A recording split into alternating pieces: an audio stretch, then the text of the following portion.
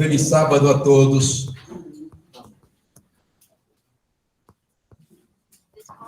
Com alegria que nos reunimos nesta manhã de sábado, dia 2 de julho do ano de 2022. É um dia histórico aqui na Bahia, é o dia da independência, da Bahia, onde muitas lutas foram feitas, sangue foi derramado para que tivéssemos a independência, da Bahia. Uma história que ficou no passado, muitas pessoas não conhecem, às vezes nós mesmos não conhecemos muitos motivos, muitos fatos, mas vivemos uma independência onde muitos países não têm isso, O nosso país tem. É um país abençoado, é um celeiro para o mundo e muitas vezes esquecemos de agradecer a Deus por tantas bênçãos que Ele nos tem dado. Sabemos que essa liberdade que nós temos hoje, ela vai ser tirada. Nós temos visto vislumbres disso, nos últimos tempos, e à luz das profecias, especialmente de Daniel, de Apocalipse e outros profetas, outros livros, esses fatos vão acontecer. Ainda agora há poucos dias, tomamos conhecimento de um vídeo onde o Papa Francisco, ele afirmou com todas as letras: Deus não existe. Exatamente isso. Está publicado no grupo aqui do grupo Unitarianos, do Vale do São Francisco. A irmã Graça publicou esse vídeo e está aí na internet para todo mundo ver. Aí ele disse: não existe um Deus espiritual. O que existe é o Deus Pai, é o Pai, o Filho e o Espírito Santo, ou seja, a Trindade. Então, Deus deixou de ser um ser único, soberano em todo o universo e passou a ser uma trindade. Então, essa é a negação de Deus. Essa é a característica do anticristo. E então eu coloquei uma notinha no nosso grupo, eu disse: o que o Papa está dizendo é apenas uma confirmação da sua fé e da fé de todas as igrejas caídas que adoram a Trindade. Essa é a fé do Papa e essa é a fé de todos os politeístas que o seguem. Infelizmente, é isso que nós temos diante de nós. Graças a Deus, que Deus nos tirou, irmão Raimundo, irmão Jota, amados irmãos queridos, Deus nos tirou de um sistema religioso que abriu mão da verdade, divorciou da verdade. Nós estamos aqui pregando, Augusto já fez aqui os arranjos, para que essa pregação chegue ao mundo todo. Estamos pregando aqui, mas o que estamos falando aqui está chegando à China, à Índia, ao Japão, a qualquer parte do mundo, através da internet. E o que nós falamos, também nós cremos nisto. E nós assumimos isso também. E estamos pedindo a Deus força para aceitar o que vier. Ontem à noite, na live que tivemos das 7h30 até as 9h, nós estudamos o livro de Atos dos Apóstolos, no capítulo 16. E hoje eu convido os irmãos para que abram as suas Bíblias em Atos capítulo 16 e nós vamos ler o que está posto aí. No entanto, o que acontece no capítulo 16 de Atos é uma consequência do que aconteceu e foi relatado no capítulo 15. Há um contexto histórico nisso. O que ocorreu naqueles tempos? Algumas pessoas que haviam descido da Judeia, elas ensinavam que se os crentes da primitiva igreja de Cristo, eles não se circuncidassem conforme o uso de Moisés, eles não poderiam se salvar. Então, ainda hoje, a gente vê incursões, a gente tratou sobre isso aqui, não foi, irmão Marcos? No início, logo que chegamos, aqui perto das 9 horas, há algumas incursões dizendo que a gente tem que trazer a lei de Moisés, as leis cerimoniais, né, para os dias de hoje. No entanto, aquilo gerou um certo conflito entre os irmãos. E até houve uma discussão entre o apóstolo Paulo e Barnabé. Eles discutiram, não é? Porque uns achavam de um jeito, né? E o apóstolo Paulo, cheio do Espírito de Deus, dizia, não há necessidade disso. Nós estamos agora lavados no sangue de Cristo. Nós estamos sob a nova aliança. Então, por que vamos voltar aos rudimentos antigos? Então, meus irmãos, aquilo fez com que Paulo e Barnabé fossem até Jerusalém. E em Jerusalém, eles se encontraram com os apóstolos. Os 12 apóstolos. Porque já havia sido recomposto o número, né? Com a escolha de Matias. E eles então foram ouvir os apóstolos e os anciãos, para que então eles tomassem uma decisão. O que é que isso nos diz, meus irmãos? A igreja de Deus é organizada. A igreja de Deus, irmão Antônio, tem ordem. Não é isso? Tem ordem. Ordem e decência. Na nossa bandeira, que é tão expressiva, né? Verde, amarelo, cor de anil, lá naquele círculo que tem ali, existe uma frase. Qual é a frase que está na nossa bandeira? Ordem e progresso.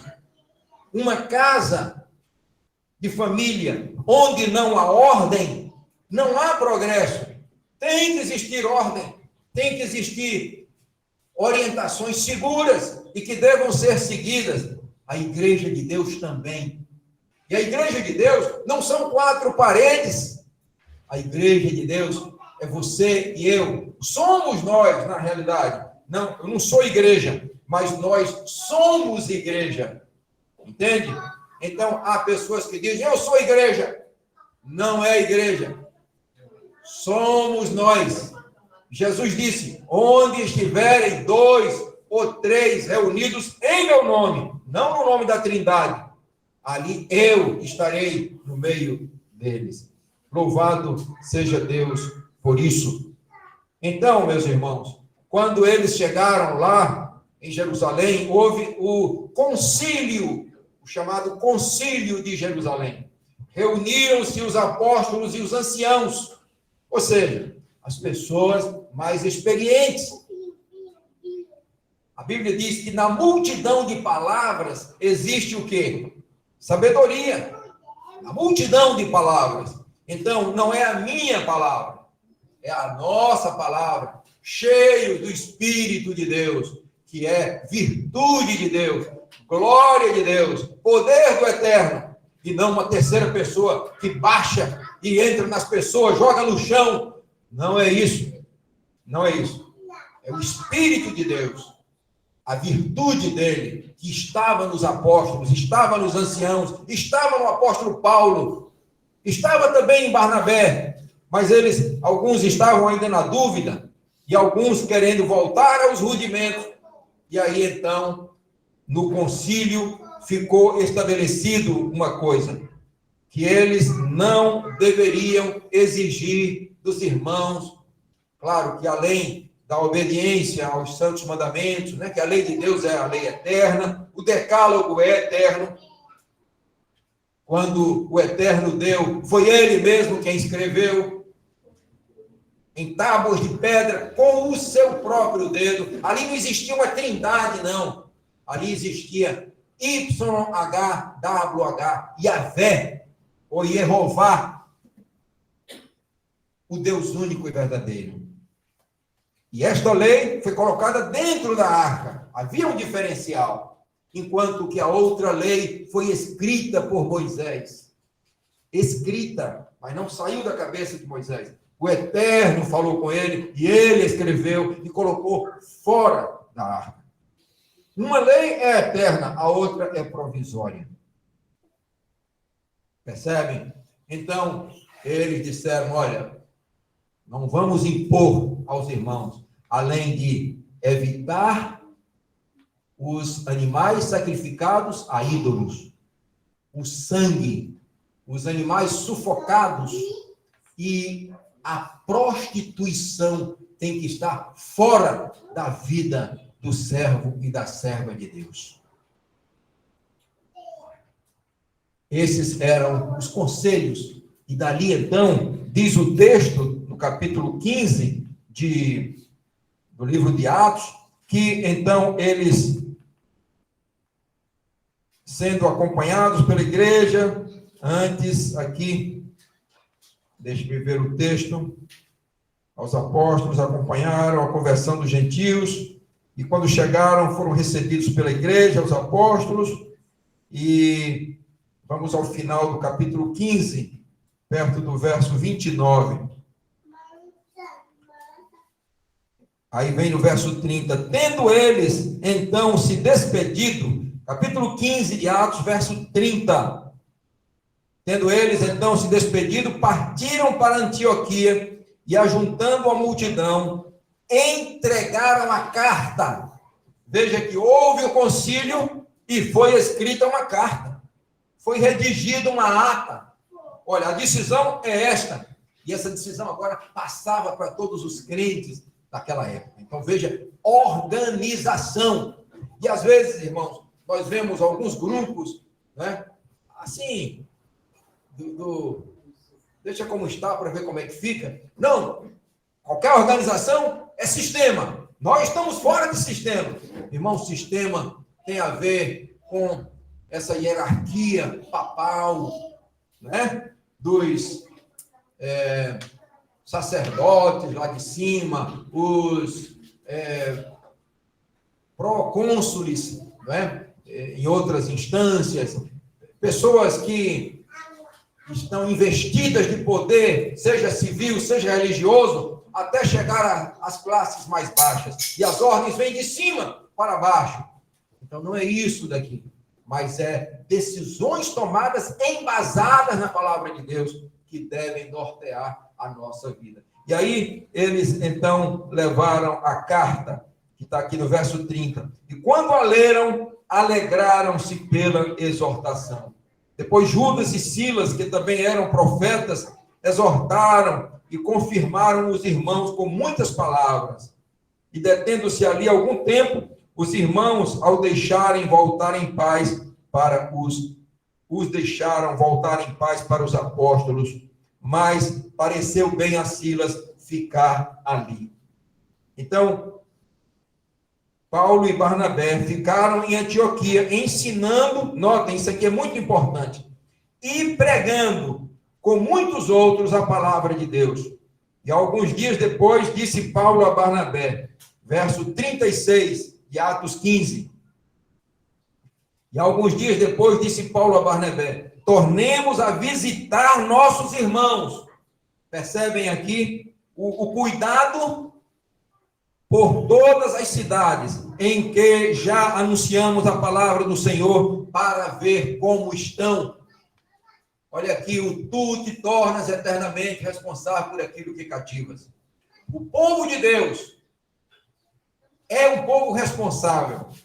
Então, irmãos, quando nós fomos chamados um dia para vir a este bairro aqui do Quidé, isso já tem mais de 40 anos. Nos convidaram, a mim e a Rose, para fazer um culto. Bom, Raimundo, ali na primeira rua, onde morava a irmã Marli, que foi namorada do irmão Raimundo. A irmã Marli nos convidou e disse, queremos um culto em nossa casa. E aí nós viemos para o culto. Irmãos, sabe quantos anos já tem isso? Já tem mais de 40 anos. E nós não paramos de vir para esse bairro. Em épocas em que quase todo dia matavam uma pessoa aqui nesse bairro. Lama, briga, confusão e a gente aqui dentro. Todo dia pregando o evangelho de casa em casa e a gente nunca parou de vir para cá. Porque é um compromisso que a gente tem com Deus. Então, o apóstolo Paulo e Barnabé diz aí o verso 36. Tornemos a visitar nossos irmãos por todas as cidades em que já anunciamos a palavra do Senhor para ver como estão. Sabe o que é isso? Zelo, amor cristão, cuidado espiritual. Está ali o irmão Jota, que é um outro missionário, um servo de Deus, que gasta tempo para viajar, para visitar, para pregar, para avaliar, para ajudar irmão e companheiro de farda, né? Do irmão Raimundo.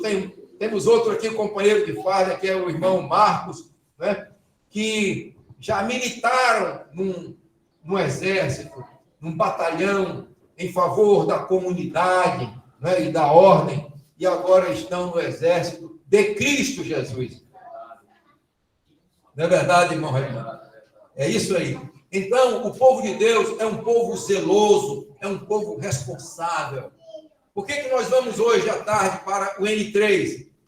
Porque nós temos um compromisso com Deus. Ali tem pessoas que vão ouvir, tem pessoas que desejam ouvir, e nós vamos pregar lá. E cada casa, praticamente, do N3, já foi visitada por nós. Nós, quando eu falo, o grupo, inclusive o irmão Antônio Rolim, participou dessa visitação lá, de casa em casa, levando um folheto, levando uma palavra, levando um apelo de Cristo. Isso é ser cristão. Então vamos agora ao capítulo 16 de Atos dos Apóstolos. Vamos então começar aí, vocês estão com a Bíblia, os que quiserem ler pela Bíblia aí, leem, e se não, também tem aqui na tela. Paulo leva consigo a Timóteo, um servo de Deus, né? Um servo de Deus, que era jovem ainda, bem jovem, mas já participava da evangelização. Eu, ainda menino, aceitei a fé aos 9 anos. Me lembro de um irmão chamado irmão Manuel Carvalho. Morava ali na Coelba, né? Ali perto da Coelba, a Abaixadora, né? A estação Abaixadora, morava ali por trás. E eu me lembro que ele tinha uma bicicleta, e eu, menino ainda pequeno, pegava a minha Bíblia com ele, sentava atrás da bicicleta dele, e nós íamos pregar o Evangelho. Menino, 9, 10 anos, 11 anos, eu estava ali com ele, aprendendo. Aprendi também com o irmão Berto Santos. Talvez seja Manuel de Badu. De Badu, exatamente. Manuel de Badu. Exatamente, Raimundo. Então, é isso aí. São lembranças, né, do tempo antigo e da fé. Então, o que diz lá? Vamos ler. Eu vou ser mais breve. Vamos ler e tentar viver um pouco essa história tão linda de fé, de evangelismo, de zelo, de cuidado e de esperança na eternidade. E chegou a Derbe e Listra, Paulo e Timóteo. Ali também estava certamente um médico amado, Lucas, o servo de Deus, que relatou essas palavras aí, registrou para a gente conhecê-las hoje, em 2022, né? E chegou a Derbe e Listra, e eis que estavam ali um certo discípulo por nome Timóteo, filho de uma judia, que era crente, mas de pai grego. E a Bíblia diz em uma das cartas de Paulo a Timóteo, não é? Que ele tinha uma avó, esse menino, chamada Lloyd, e a sua mãe chamava-se Eunice, e que criaram Timóteo nos princípios de Deus. E este jovem foi ganho para a fé pelo apóstolo Paulo. Esse menino que era filho de um lar duplo, né? Judeu, gentil, judia e o pai grego, do qual davam bom testemunho. Isso é muito importante. Os irmãos que estavam em Listra e em Icônio. Era um menino que era de palavra, era direito, era honesto, né? E tinha fé. Louvado seja Deus. Paulo quis que este fosse com ele. Paulo viu que ele poderia ser um instrumento nas mãos de Deus. E tomando, o que é que ele fez?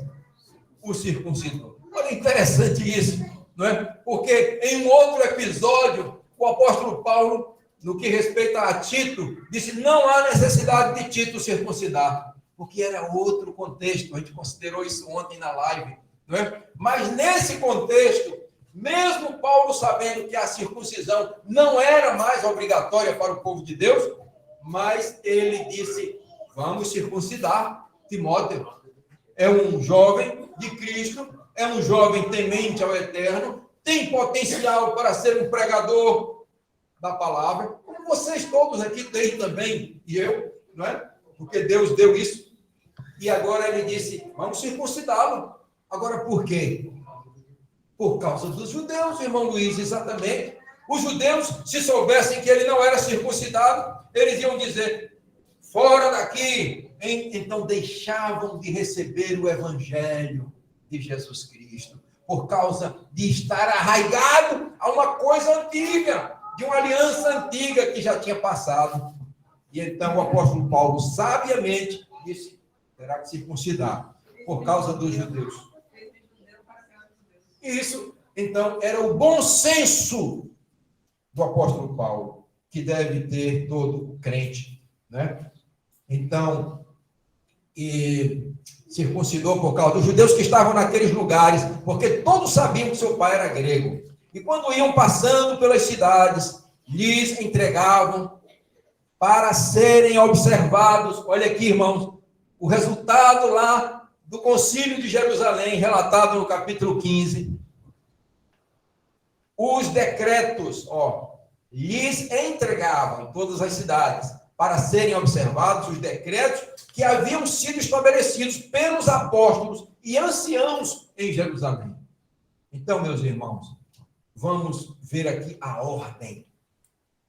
Há algumas comunidades em que as pessoas dizem: aqui não tem negócio de escala, aqui não tem negócio de organização, aqui o negócio é do jeito que acontecer. Errado. Errado. Está errado. E eu ouvi, uma certa época, um irmão que posava, né, de muito espiritual. Eu disse a ele: olha, eu vou fazer uma escala e gostaria de colocar o seu nome. Não, João Paulo, por favor, me tire desse negócio de escala, isso é coisa de sistema. Eu fiquei horrorizado. Poucos dias depois, caiu em adultério e arrasou com uma família. 2. E quem sabe outras também. Então, meus irmãos, percebam que essa ideia de que as coisas de Deus devem ser de qualquer jeito. Hoje eu terminei de comer com a minha esposa no carro, porque estava preparando a mensagem, o tempo curto, e eu não ia me dar o luxo: vou ficar aqui comendo. Meus irmãos, não, nós temos um horário, é 9 horas, então meu lanche eu comi, minha esposa preparou com muito cuidado, antes eu preparando e comendo alguma coisa, e o que tinha para comer, um pão e tal, eu comi no carro, porque eu tenho um compromisso com Deus. Eu tenho um compromisso com Deus. E com meus irmãos de fé também. Então, a gente tem que... Deus vê essas coisas, irmãos. Deus vê tudo. E Deus recompensa tudo. Há pessoas que dizem, não, aquilo ali é uma igrejinha, uma casinha velha que não vale nada, não tem grandes medalhões, não tem autoridade. A grande autoridade aqui é Deus e Jesus. E é diante deles que nós vamos estar presentes. Não é isso, irmão? Nós estamos presentes diante deles. Então, eu devo me vestir adequadamente, não com luxo, com roupas de marca, caras, para humilhar. Não, mas eu devo me vestir decentemente. A camisinha pode ser velha, mas está lavadinha, passadinha, arrumadinha, e eu venho ter um encontro com Deus. Percebe? Então, as coisas de Deus são organizadas. E é isso que a gente precisa entender. E Deus vê e Deus recompensa. Deus diz, olha, esse irmão é zeloso, aquela irmã é zelosa. Eles vêm ter um encontro comigo. E então, recompensa. Quando não acontece, Deus se entristece. Não é? De sorte que as igrejas eram confirmadas na fé. E o que acontecia? Cada dia cresciam em número. É uma consequência natural. Aqueles que hão de ser acrescentados, vão sendo acrescentados. E aí vem o registro de uma visão em Troade. E passando pela Frígia, pela província da Galácia, foram impedidos pelo Espírito Santo de anunciar a palavra na Ásia. Aí os trinitarianos, os politeístas, está vendo? O Deus Espírito Santo impediu. É isso que está escrito aí? Não. Aí está dito que o Espírito Santo, que é o Espírito de quem? Deus. De Deus. O Espírito Santo não é nome próprio. O Eterno tem um nome próprio. Yahvé. YHWH. Jesus tem um nome também. Yeshua, Yehoshua no hebraico. Mas o Espírito Santo não tem nome. É Ruach HaKodesh, sopro do Todo-Poderoso. Então, aí diz que o Espírito Santo não permitiu que eles fossem para certa região. Por quê? Certamente não era o plano do Eterno que eles fossem naquele momento. Não estava pronto o espaço para eles irem. E quando chegaram a Mísia, intentavam ir para a Bitínia. Mas o Espírito, talvez a versão que vocês têm em mãos aí, vejam aí, Atos 16, verso 7, deve falar Espírito de Jesus. Atos 16, verso 7. Então aí fala Espírito de Jesus. Outras versões, Espírito. Ou seja, Espírito Santo e Espírito de Jesus é a mesma coisa. É o mesmo poder. O Eterno derrama o seu Espírito sobre Jesus e Jesus derrama o seu Espírito sobre a igreja. Quando o Espírito está em Jesus, que não é uma entidade, não é uma pessoa etérea, uma alma, um negócio, não. É a virtude do Eterno. Impediu que fossem para Bitínia. E tendo passado por Mísia, desceram a Troade. E Paulo teve de noite uma visão. Olha, irmãos, que coisa bonita. Em que se apresentou um homem da Macedônia e lhe rogou, pediu, com rogo, implorou a ele, olha, passa a Macedônia e ajuda-nos. Há muitas pessoas que estão no mundo dizendo, passa a nossa região e ajuda-nos. Há poucos dias nos chamaram, a gente foi para Juazeiro do Norte, eu fui com minha esposa, e lá nós tínhamos 2 pessoas para batizar. E então, já na beira da piscina, fizemos um novo apelo a um jovem que estava ali, filho de uma das pessoas que iam ser batizadas. E eu disse, meu querido jovem, eis a oportunidade, esta é a hora. E ele, o pai dele também disse, meu filho, o momento é esse. E o Espírito de Deus o convenceu, e ele disse, eu também vou descer as águas batismais. Oh, glória a Deus. Amém? Há poucos dias, né, Isabelita? a gente viu o batismo aqui da nossa filha, que veio lá de Barcelona. Quero descer as águas batismais em nome do Senhor Jesus.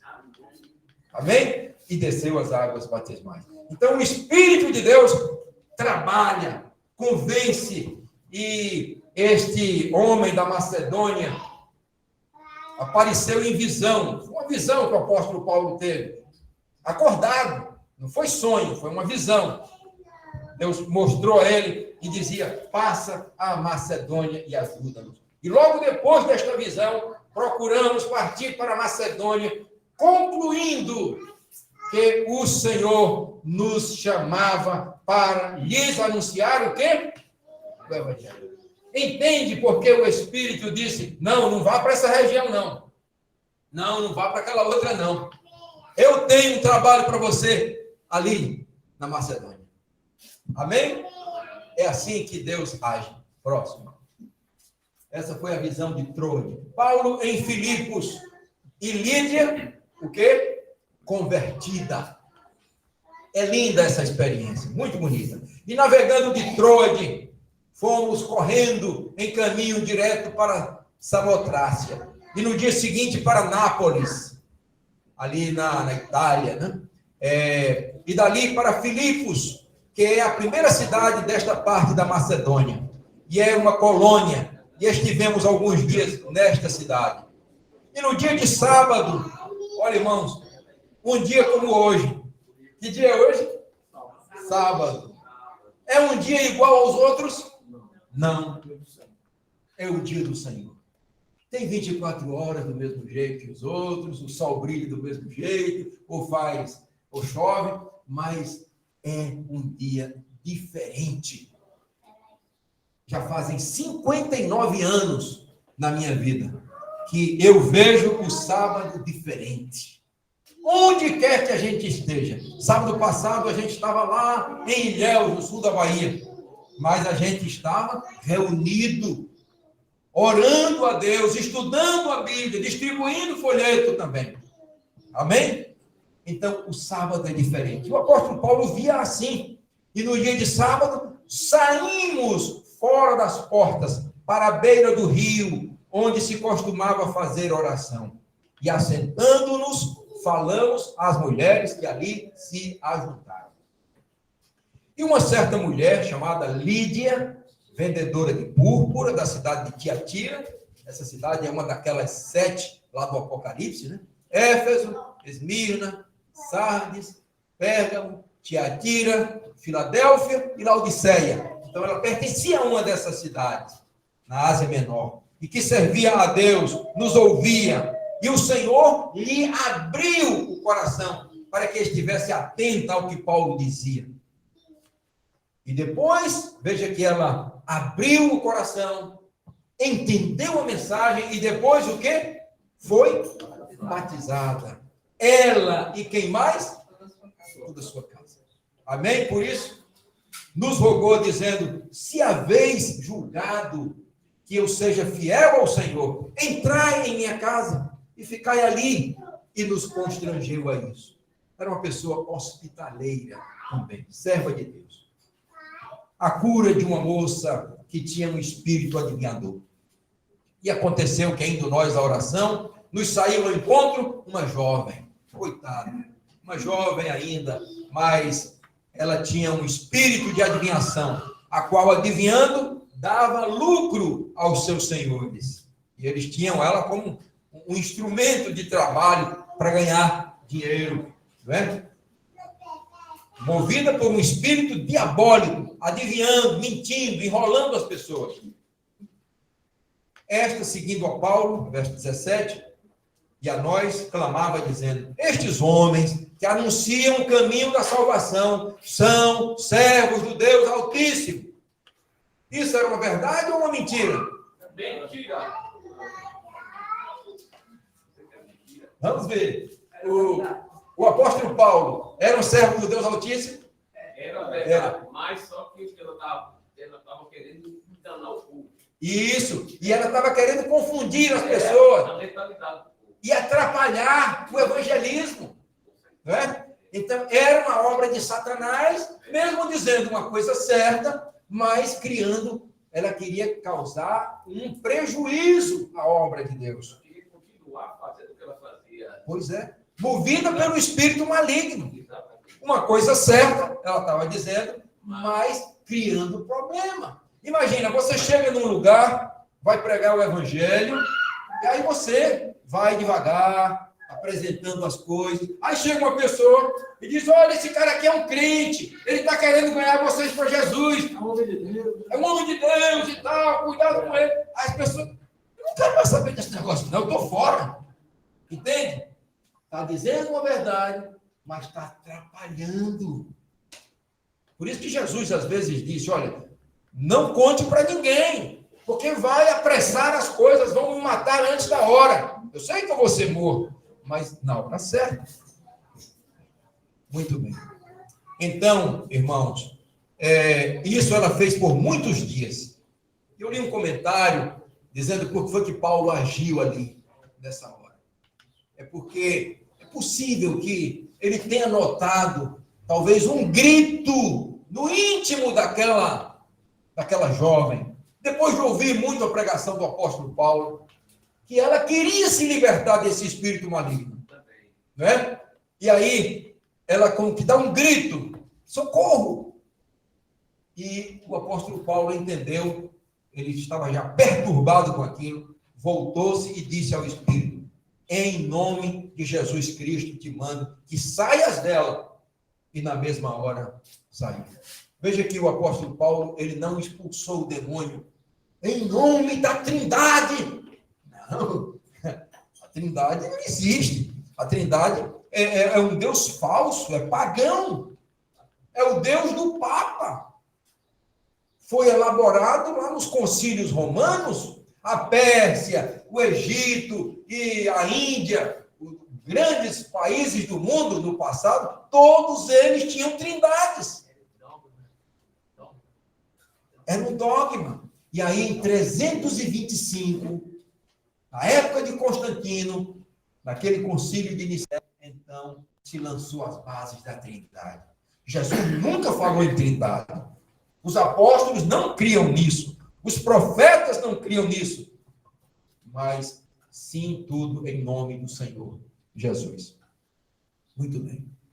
Agora, depois desse fato, em que Paulo repreende o demônio e expulsa o demônio, aí ela parou de adivinhar. Não adivinhava mais. Aí, com isso, o lucro dos seus senhores foi lá para baixo. E eles fizeram o seguinte, e vendo os seus senhores que a esperança de seu lucro estava perdida, prenderam Paulo e Silas e os levaram à praça, à presença dos magistrados, e apresentou-os aos magistrados e disseram, estes homens, sendo judeus, perturbam a nossa cidade. Isso era verdade ou era mentira? Eles estavam perturbando ou levando Cristo, que é o maior presente? Ele estava falando realmente, ganhando a alma para Jesus, só que ali estava incomodando a ele. Né? A eles? Exatamente. Na verdade, era verdade. Isto, muito bem. E nos expõe costumes que não nos é lícito receber nem praticar, visto que somos romanos. E a multidão se levantou, unida contra eles, e os magistrados, rasgando-lhes as vestes, que era para expor o corpo, para tomarem a pisa e ficarem lavados de sangue, então mandaram açoitá-los com varas. E havendo-lhes dado muitos açoites, os lançaram na prisão, mandando ao carcereiro que os guardasse com segurança. O qual, tendo recebido tal ordem, os lançou no cárcere interior, o pior lugar que tinha lá. E lhes segurou os pés no tronco. Então era para maltratar, para fazer doer realmente ali naquele tronco. Depois tem uma foto que a gente mostra isso. E perto da meia-noite, Paulo e Silas oravam e cantavam hinos a Deus. É dito que esses hinos eram salmos que eles tinham de cor e cantavam, louvavam a Deus com os salmos. E os outros presos os escutavam. e de repente sobreveio um tão grande terremoto que os alicerces do cárcere se moveram. E logo se abriram todas as portas e foram soltas as prisões de todos. Louvado seja Deus por isso. A intervenção direta de Deus. Próximo. E lá estavam eles, né, presos, ali no lugar mais escuro, mais interior, mais sem ar. E ali eles estavam injustamente ali, surrados, sangrando, injustamente. Mas eles faziam o quê? Cantavam, louvavam, salmodiavam a Deus. Porque eles tinham uma esperança superior. Eles tinham uma esperança superior. Muito bem. E acordando o carcereiro, e vendo abertas as portas da prisão, tirou a espada e quis matar-se, cuidando que os presos já tinham fugido. Alguém questiona como é que Paulo e Silas tomaram conhecimento que o carcereiro pegou a espada para matar-se. Se estava tudo escuro, certamente, quando tirou da bainha, e eles, guiados pelo Espírito de Deus, olha, alguma coisa ruim vai acontecer. E aí ele diz, ele clamou em grande voz, dizendo, não te faças nenhum mal. Veja, irmão, eles maltratados, injustamente, sangrando, tendo um carcereiro cruel ali, que estava fazendo o pior por eles, mas eles o amavam, movidos pelo Espírito de Deus. Não façam nenhum mal, não façam nenhum mal, que todos aqui estamos, porque ele sabia, o carcereiro, que se todos tivessem ido embora, ele seria morto. Então, ao invés dele ser morto, ele já queria matar-se. Olha bem, em um momento, ele estava com o seu destino selado para a eternidade, como um assassino de si mesmo, sem Deus, sem esperança, sem salvação. No outro momento, abre-se agora uma oportunidade de vida eterna com Cristo. E pedindo luz, saltou dentro e todo trêmulo se prostrou ante Paulo e Silas, né? Reverentemente. Ele reconheceu, esses homens não são daqui. Eles estão aqui, mas eles não são daqui. Porque um amor desse, quem está sofrendo indignamente, injustamente, e agora quer a minha salvação e a minha vida, esses homens não são daqui. Não são normais. Eles têm um Deus na vida. Eles servem a um Deus que eu não conhecia, mas agora eu me prostro diante dele.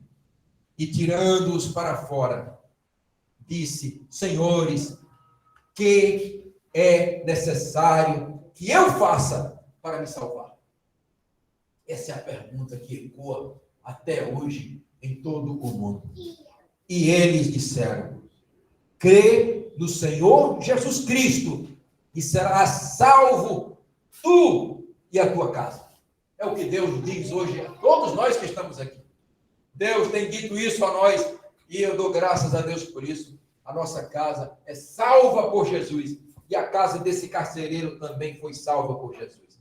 E tomando-os e lhe pregaram a palavra do Senhor, o complemento do preparo ali para o batismo, e todos os que estavam em sua casa.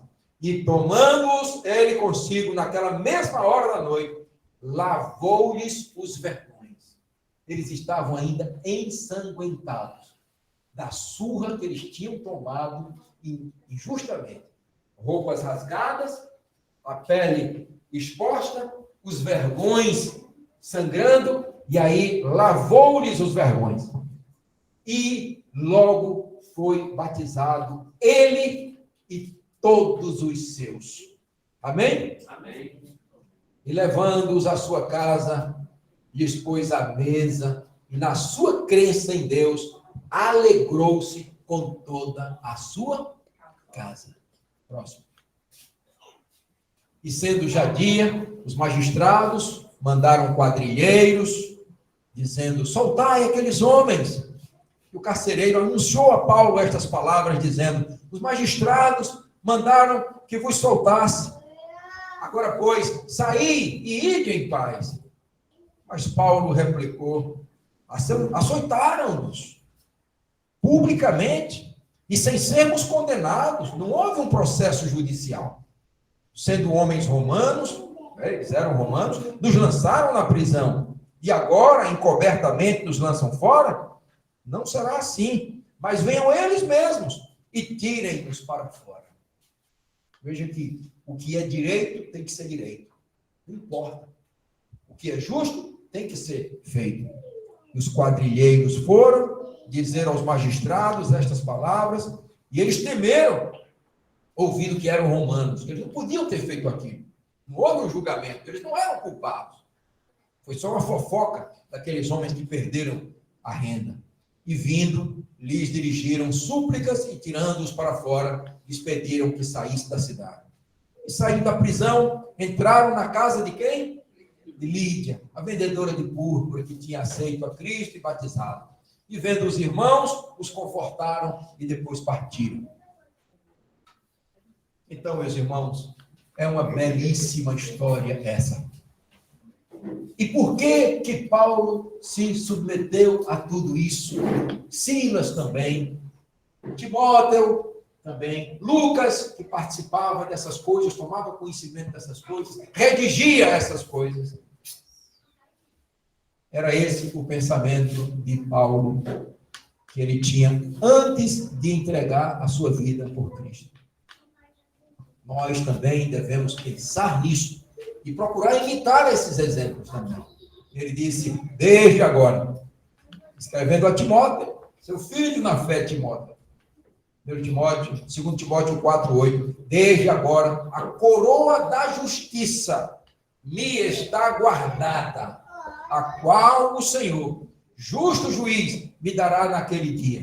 E não somente a mim, mas também a todos que amarem a sua vida. Que Deus seja louvado e engrandecido o seu nome. E que nós possamos tirar dessa linda história verídica força para a nossa vida, ânimo para a nossa prática diária e a nossa entrega, irmão Raimundo, a Cristo, firmemente, para estar com Ele até o fim e a eternidade afora. Que assim seja. Amém. Louvado seja Deus. Amém.